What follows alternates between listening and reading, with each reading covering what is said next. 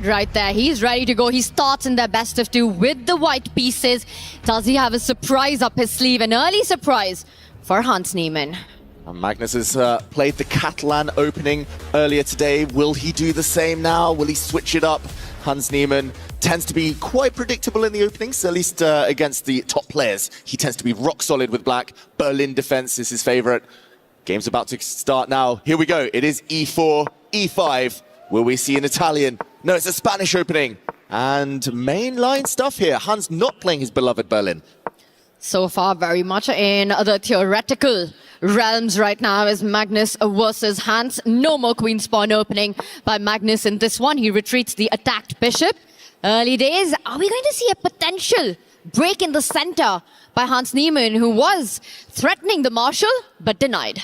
But denied. Magnus is going to try and make this as quiet as possible, it seems like. A lot of maneuvering in the Roy Lopez, the Spanish opening. And Magnus has a crossroads here. He can slowly start to develop his pieces, maneuver. Hans looking away. This is classical stuff. These positions have been analyzed so deeply, but there is room to try and still exert your own character on the position. It suits Magnus Carlsen just perfectly. We often speak about how in strategic positional battles it's so incredibly hard. You just get outplayed by the world number one. It will be critical for Hans Niemann to keep his dynamics, his combative play chances alive. And so much of that, David, depends if he's able to get that deep pawn in front of the queen, moving forward, opening up some diagonals and files for his queen and bishop. Exactly. First, a more modest pawn push.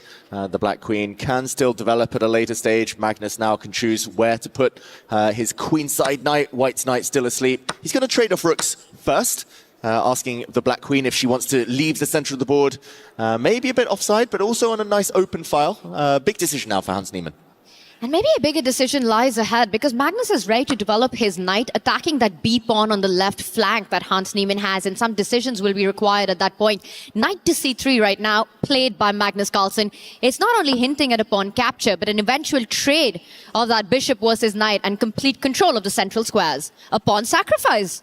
Yeah, it's a gambit from Hans Niemann. He wants the Spanish bishop. White's light squared bishop. Such a good piece in this opening. Has just been traded off. Magnus now has weak, doubled, isolated pawns, but he has more of those little foot soldiers. One pawn to the good, but great compensation here for Hans Niemann. Bishop pair and a better structure. We spoke about how important it is for Hans to create those imbalances. He's done just that with the decision that he's taken right now. He needs to now think about how he wants to push the pieces back, and he comes in with some tactical ideas, X-raying that knight that Magnus has with some tricks up the board.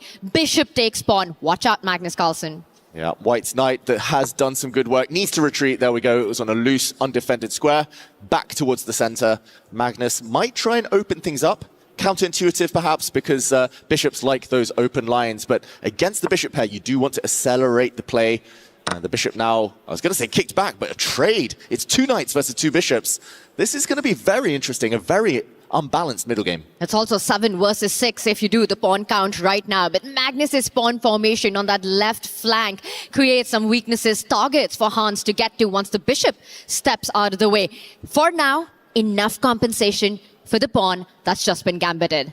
That is for sure enough, but is it more than enough? Does black have serious winning chances, or is black just playing to try and win back the pawn and equalize? Magnus moves his queen off the back rank. Now the white rook has some access to some very decent squares. Black's bishop's a bit stuck due to the center being blocked. Hans Niemann puts his queen back on the open file. And he's putting it on a square where it's ready to double up with its rook for complete control of the A-line if it is so needed. Also vacating that B8 square where the queen has just moved from for the rook to land in for future targets right there. I'm expecting a bishop slide, but he goes another way, does Hans Niemann. He consolidates, takes away some squares from Magnus's knight to jump on. Yeah, interesting move, though, because he's encouraging Magnus to step forward. White has doubled pawns on the B line. If you step one of them forward, as he has just done, does Hans trade off and say, okay, I've undoubled your pawns, you're a clear pawn up? Magnus had that same situation against Yestepenko earlier in the day. Or does he bypass this pawn, argue it's weak and hard to defend long term? Tanya, what are you taking? Are you taking the material, the extra pawns, or are you taking the bishop pair? After this last move, I'm taking the extra pawn right now. Bishop pair, only as strong as the open diagonals that you have, and the dark squared bishop of Hans. I don't see a very bright future for that right now. And a very healthy extra pawn now that the weakness has been traded off by Magnus Carlsen simply retreat with the knight, make a case for having the B pawn as a passer for the rest of the game. Advantage white. Yeah, I agree. It feels like Magnus is risking less, at least. Even if black is able to equalize, it will be a hard uphill battle, a lot of accuracy needed. Magnus, worst comes to worst, should be able to give back the pawn and guide this game towards safety. Impressive clock handling, it should be mentioned, for both players so far, still with plenty of time. We're now 21 moves in, and they still have a majority of their time on the clock. But the black rook has finally come to life, eyelining a white knight, the queen behind it. It might be time for the other white knight to enter the action at some point. The white rook needs to be improved. Lots on the agenda. Well, you're talking about all the improvements that Magnus need to do. I'll say one thing for one of the pieces that Hans has, that bishop that we've been highlighting on f6. It has a nice route. You fall back next to the rook and then realign yourself next to the black queen into a nice diagonal. If you're Hans Niemann, watch out for a bishop retreat only to go forward. Exactly. Black's dark square bishop, the worst placed piece. When in doubt, improve it. Magnus there, wiping his eyes, not looking the most energetic yet, but it isn't the type of position that demands too much energy. We should mention the white queen is lined up with black's light squared bishop, so black's queen can't really move away right now, grab any pawns, for example. It is, very slow, positional, strategic grind from Magnus. It definitely feels like he's playing against the opponent. He's kind of designed this game, this match strategy, specifically for Hans here. And David, Magnus just does that so well. Read the position, read the opponent as well, as Hans does improve, but it's the other bishop for now. You know, for Magnus Carlsen, it's not often about posing one big tactical problem, but instead 20 small questions when your opponent's clock is ticking low, and that's so much harder to respond. Exactly. You could answer 19 of those questions correctly. You could be pretty happy about life, but if you answer the last one wrong, you might end up paying the price. We've seen it so many times with even elite players against Magnus Carlsen. Magnus now just pushing his pawn forward, and this is a really nice tactic. Let's show what might happen if Hans Niemann grabs a pawn in the center. It's the most tempting move, the most human move. The black queen is staring at an undefended pawn, and Hans, he could be tempted to take it. It wouldn't be a long-term pawn gain. The pawn would be dropping off anytime soon. Queen takes on d3, and the white rook would slide across to d1. Yes. d6 would be hanging at the end. Wow, and that's for on pre right now. It is Hans's decision, and the big question will be, once the rook lines up against the black queen and the pawn, if queen takes pawn was to happen right now, David, rook d1 is a response that you need to have an answer to, as the d6 pawn right behind the queen is being x-rayed as well, and Magnus would remain up a pawn. Instead, another approach by Hans Niemann right now. He says, I'm not going to trade the d pawns just yet. I leave you, Magnus, with your weakness. I continue improving my pieces. Yeah, this is something you've been calling out for a while, Tanya. That black bishop was pretty much dead, staring at its own pawns. It wants a more prosperous diagonal, ideally maybe even lining up with the white king. Black's bishop's pretty decently placed, and a very good move there from Hans Niemann. And this might be the moment that you need to seize, because if not now, Magnus might not ever get that central break in. Now that the eye is off the d4 square by that dark square bishop, Magnus can strike in the center. Yeah, that's the rule, right? You go back, I go forward. Black has just retreated the bishop. White now could march his pawn forward in the center, and it looks like this might be the moment for Magnus to change the pace and start to go for it. Feels like a cat and mouse game so far, and it's been Hans Niemann who's been on the mouse side of things, just being a bit cagey, down upon, finding that compensation, but maybe slightly just struggling for it. 6 minutes to Hans, 5.5 to Magnus Carlsen. Does he lash out with the central break? He does. He was trying to maybe control his impatience there. He wants to create the action. Of course he does, but ultimately it was the right moment to do so, and Magnus did decide to push forward. A capture in the center for black would be on white's terms. White's knight would be able to leap forward to a very, very nice square. So pressure. Suddenly black uneasy here, feeling uncomfortable about this tension. I have to say, though, Hans has been fantastic in this game so far, sacrificing an early pawn and finding ways to improve the position of his pieces. Look at the rook on the open C line, the queen on the open A line, one bishop nicely poised on the longest diagonal, the other ready to join the party. But it's a whole extra pawn for Magnus Carlsen. So for Hans, he needs to continue the momentum. Where is he finding it? The E5 pawn, the central pawn, now under fire. And that's the hardest thing, right? You've played great, you've made loads of logical moves, you've improved your pieces, but you're playing against the GOAT and you're a pawn down. Suddenly you're down on time as well. Hans Niemann still needs to continue playing accurately, and this might be the biggest question he's faced so far on this move. To trade, not to trade. If not, what to do? He moves his queen forward, defending along the 5th rank, controlling the central pawns, but Magnus can continue improving. He can maybe step forward his pawns in the center, or he could just activate the white rook. Defends the pawn for right now, does Hans Niemann. Getting ready again to get that bishop on the b6 square. A better place, and Magnus trades. Is he ready to jump in with a knight to the central post, disconnecting the black queen from that central pawn? He first reinforces the defenses on the d line, activates his rook, does Magnus. Knight d5, a threat on the board. Yeah, it's so rare to see 2 knights just as strong as a bishop pair, especially because it's pretty open now. But White's knights are about to jump, about to land in the center, and Magnus, I think he's pretty confident here. Evaluation bar says advantage White. It's not at the +1 mark. White is a pawn up, so it's not a full pawn. There is compensation. Black's bishop's looking good, but Hans is definitely the one who needs to prove it. It's going to come down to a time scramble. It might be a flag fest at the end of it right now. So many imbalances. You've got 2 knights versus 2 bishops. You've got an extra pawn for Magnus. 2 majors on the board right now. With this last move, Hans Niemann also hinting at a tender spot next to the white king, the f2 pawn. I should mention, Tanya, Magnus, we're so used to seeing his heart rate pretty stable around the 80-90 mark maximum. He's had a heart rate of over 110 now. I think that just shows how much he wants it. The knight's jumped in, it's been captured, bishop pair gone. But this game, this match means more to them than most, that's for sure. It's not a heart rate, it's the Hans rate for Magnus right now that we're seeing with 114. And this is what I was talking about, David. The queen and the bishop battery. Watch out, queen takes pawn, a big threat. If you move your rook up the board on the 2nd rank for a defense, there are checks that you need to be careful about. Also, Hans's e-pawn ready to march up the board. Magnus looking a little uncomfortable. Yeah, he might have just rushed slightly, Magnus Carlsen, with his knight jump into the center, maybe underestimating the pressure on the diagonal. Magnus now has had to bring his rook back where it came from, back next to the white king, purely a passive square. Shake of the head, Magnus not happy at all. Still a pawn up, but suddenly black is very active. White has 2 isolated pawns. The black central pawn can push forward. Momentum, Hans Niemann. Wow, and I just want to point out that Hans has the option to push that pawn, hit that knight on f3, now that he's made the white rook passive as well. There are also ways for the black rook to start targeting the white queen. It just feels like Magnus has been forced into going into a defense when that's not what he was looking for. His most active piece is off the board, and it's Hans on the momentum. Yeah, let's just show that variation. You mentioned rook lining up with the queen. There would be a huge trap here if white gets greedy. Knight takes pawn. There would be a devastating tactic, a queen sacrifice in order to open up the black rook. And this would end up in a big advantage materially for Hans. So there are lots of interesting moves here, pushing the pawn forward, maybe the most natural of the bunch. But Hans needs to keep that flow he's been picking up over the last few moves. Clock ticking down, heart rate high, but he needs to keep going.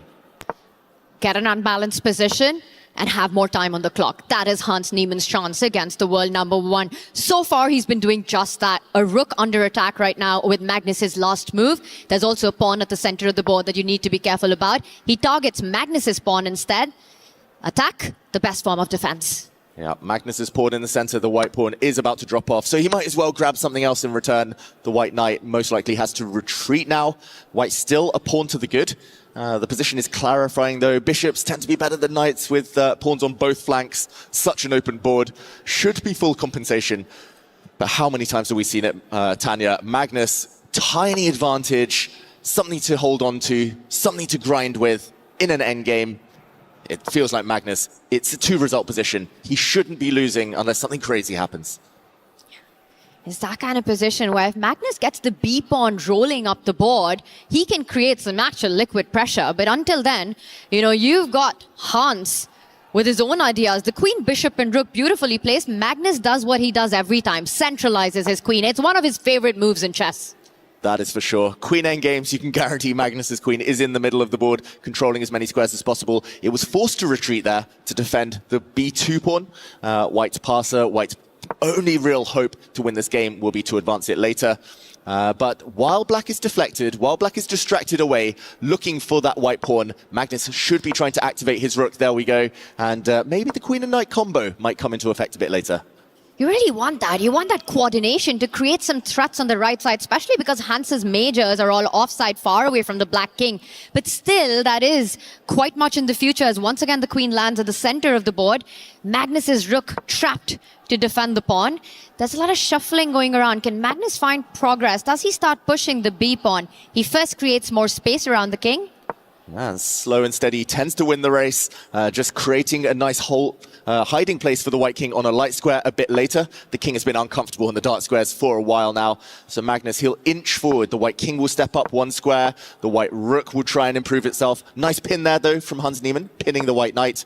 And the white rook steps up. It does feel like Magnus is making more progress. Hans has just been kind of shuffling around. Rook trade should be avoided here from Hans. Big decision, and he does agree with that. He instead keeps the pressure, making sure that the white queen and rook stay true to defending that weak pawn. A queen trade also declined. He says, no Magnus, endgames for you this time. Yeah, they know each other so well, these two players. Magnus thrives when queens are off the board. Hans does not want to see any real exchanges here. Maybe bishop for knight would be the only trade he's happy with, although that's far, far in the distance, hard to achieve. So the black rook, meanwhile, moves across. Magnus can still offer that queen trade. Bring the queen up onto the c6 square. There we go. Blocking the long diagonal, staring at the black queen and the black rook. Hans now forced into full back rank passivity. All of his pieces, the king, bishop, rook, and queen on that home rank for Hans Niemann. And this is where we'll see Magnus's pieces starting to improve, take more landscape, chesscape in this case. He centralizes the queen, brings the rook to the D line. The only thing missing, get that knight to the center of the board. Oh, it feels like it's coming. And just as the white f2 pawn was a target earlier, black's f7 pawn might be a target in the near future, especially if rooks come off. Magnus just shuffling. Oh, Tanya, the clocks are ticking down. Not that much action has been happening, but it feels inevitable at some point that the time scramble will cause one of the players to take a bit more risk and to do something a bit crazy. I'm so impressed with Hans's ability to take the tension and the pressure that Magnus is putting him on and not giving up that queen trade. He keeps all the pieces on the board. Magnus's knight lands at the center, offering another trade, declined one more time. Hans keeps stressing on piece activity, but that f7 pawn, queen takes pawn, a big threat now. Ooh, queen takes pawn has to be defended. Only move now for Hans Niemann. He has to defend that pawn. He cannot get greedy, cannot grab the white knight. The f7 pawn would drop with a check. The black bishop would drop after it. Magnus would be 2 pawns to the good. That's too many. And there we go. Hans Niemann finds the only move. He centralizes this time, defends everything, re-establishes the pin, and the white knight has to run. This starts getting tricky. There's a big fork being threatened. Knight jumping on with a check to e7 with the bishop pin would win the game. He falls back with the rook, defending that square. Does Hans Niemann. Fully alert. h5, Magnus pushing that pawn, clamping down on the right flank. Hans puts pressure on the b3 pawn, defended. Ooh, poisoned pawn now. The pawn moves forward. If the black rook had moved, there would have been a devastating knight check. Magnus now offered the trade of queens, but that is because his pawn might not survive that much longer. He might have to trade off here. How to keep the white pawn alive on b4. Magnus not looking happy. He might have missed this move. And going into bullet territory are these two. Anything can happen. The endgame does arrive, and now for Hans Niemann, only one move to keep the balance. He needs to hit the knight, and he finds it. He finds it, he blockades the pawn. The pawn is stuck on a dark square. If it ever moves forward, Magnus should win. As it is, it cannot move. And yeah, there we see Hans Niemann refusing to get distracted with the black rook. The kings are now going to centralize. Taking that pawn would have been absolute disaster for Hans Niemann, allowing the b pawn to move forward. But it is the white king that has to come ahead. We see the rook trade happen, and now 3 versus 2 on the same side. This is tricky. It should be a draw, but what does should even mean in this scenario? With 41 seconds for Hans Niemann, can he save this? Oh, Magnus, he's going into flagging mode now with a few extra seconds on his clock. An extra pawn, as you say, Tanya, should be a draw. I've even had this exact endgame myself. It's hard to make progress for white without trading off more pawns, getting it closer to the end of the game. Magnus is going to wait 40 moves. Then he's going to push a pawn. He's going to wait another 40, 50 moves. And, oh, is it a blunder? He's got the black king now out of the way. He's going to advance the white king. And he's made the breakthrough. Black's blockade on the light squares has been broken. Suddenly, Magnus Carlsen, endgame genius, winning. And he's on autopilot mode. He didn't even think for a second after finding that breakthrough, that path for his king. And now with another weakness on the board, the knight will just reroute itself and win a second pawn. The lone remaining pawn for Hans Niemann. This is all over. 18 seconds on the clock. And that's it. Magnus Carlsen gets the first win. Wow, wow. We see it yet again, Magnus Carlsen. As soon as the queens come off, he levels up. He goes up a few gears. It was a dead drawn endgame, as we said, but against Magnus, that's never the case. You can never relax, and just one slight slip, putting the bishop on the wrong square, allowed Magnus to exert his plans on his opponent.